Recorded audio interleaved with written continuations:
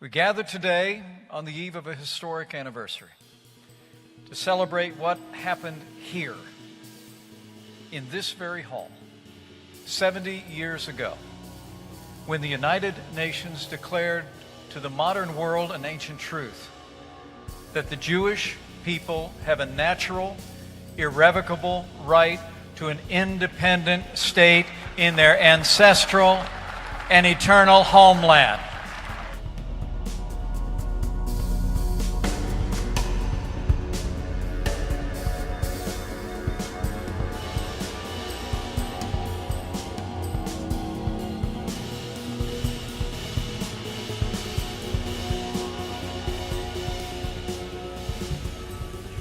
Mr. Speaker, in these uncertain days, it's important that we cling to the permanent things and the ancient truths. Among them is the principle that fear is useless. What is needed is trust. As we prepare in the next hour to vote on H.R. 2975, the Patriot Act of 2001, I rise as a proud member of the House Judiciary Committee to say this legislation is about trust. It is not about fear. It is about trusting the law enforcement authorities of this country with the powers, some temporary, some permanent, to stop those who would wage war on our citizens before they level the attacks.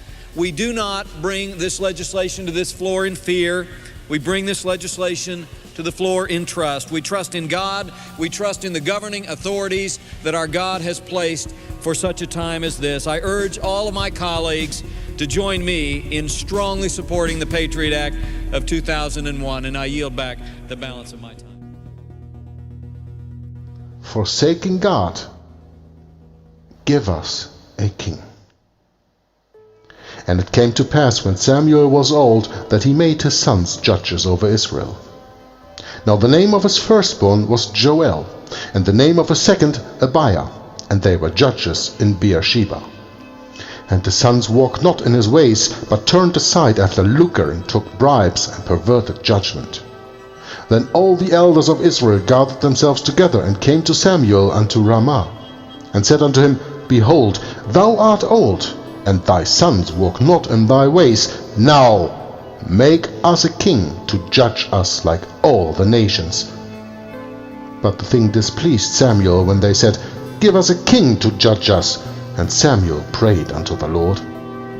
And the Lord said unto Samuel, Hearken unto the voice of the people in all that they say unto thee. For they have not rejected thee, but they have rejected me, that I should not reign over them. According to all the works which they have done since the day that I brought them out of Egypt, even unto this day, wherewith they have forsaken me, and served other gods, so do they also unto thee.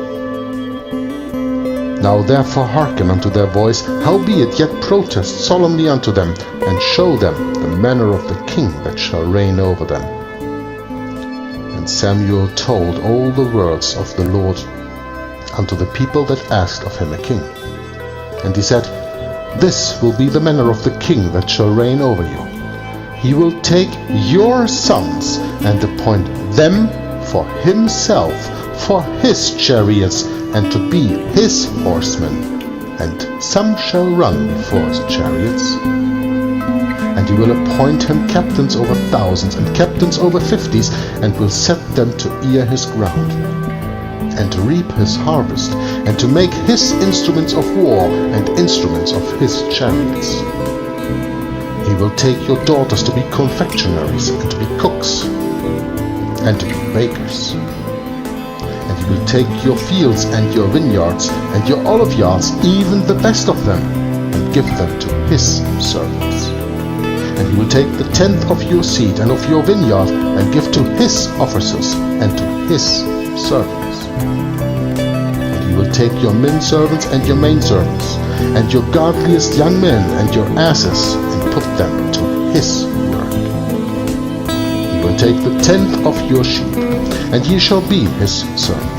And he shall cry out in that day because of your king which he shall have chosen you, and the Lord will not hear you in that day. Nevertheless the people refused to obey the voice of Samuel, and they said, "Nay, but we will have a king over us, that we may also be like all the nations, and that our king may judge us, and go out before us, and fight our battles."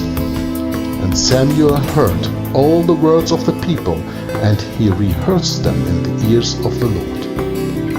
And the Lord said to Samuel, "Hearken unto their voice, and make them a king." And Samuel said unto the men of Israel, "Go ye every man unto his city."